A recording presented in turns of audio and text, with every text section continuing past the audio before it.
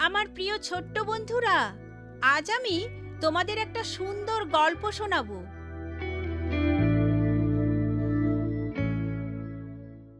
যিশু বিজয়ী হলেন। মন্দ আত্মার ডাক্তার নতুন জীবন শুরু করলো।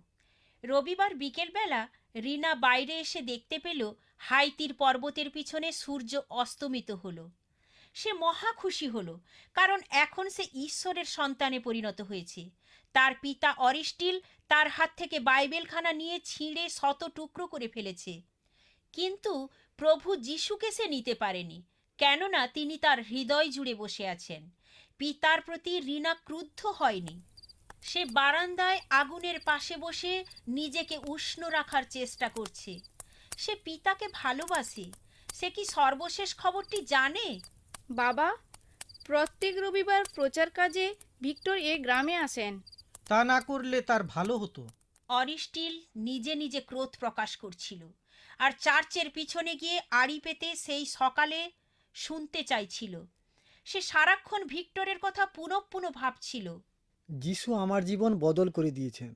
আমি মন্দ আত্মার ভয়ে সদা থাকতাম প্রকম্পিত আর তাদের সেবা করতাম, কিন্তু ঈশ্বরের প্রেমের বিষয় যখন শুনতে পেলাম আমি তা বিশ্বাস করলাম।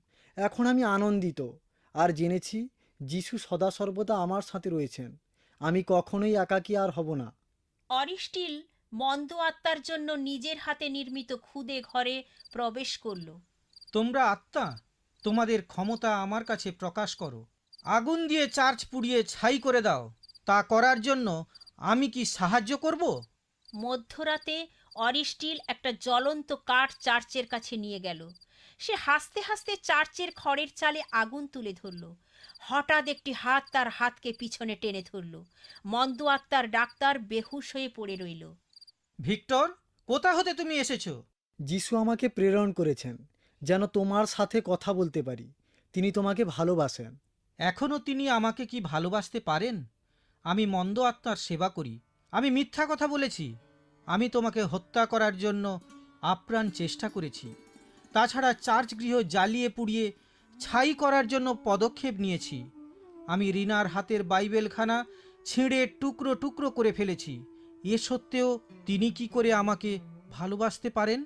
তোমার প্রত্যেকটি পাপের জন্য তিনি ক্রুশে মৃত্যুবরণ করেছেন। প্রায়শ্চিত্ত করার জন্য তিনি তোমাকে ক্ষমা করবেন। আমি যা কিছু করেছি তার জন্য আন্তরিকভাবে দুঃখিত।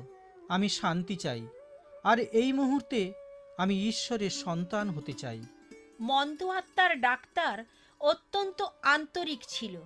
সে তার সকল জাদুমন্ত্রের উপকরণ পুড়ে ছাই করে ফেলল, আর সাথে সাথে নতুন জীবন শুরু করে দিল। যারাই তার উজ্জ্বল মুখচ্ছবি দেখেছে তারাই আনন্দিত হয়েছে।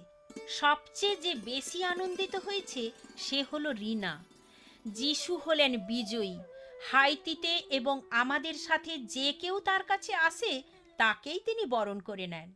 যে কেউ ঈশ্বরের সন্তান হতে চায় তাকেই তিনি সে সুযোগ দান করেন। বাইবেলে আছে, তবে যতজন বিশ্বাস করে তাকে গ্রহণ করল তাদের প্রত্যেককে তিনি ঈশ্বরের সন্তান হবার অধিকার দিলেন।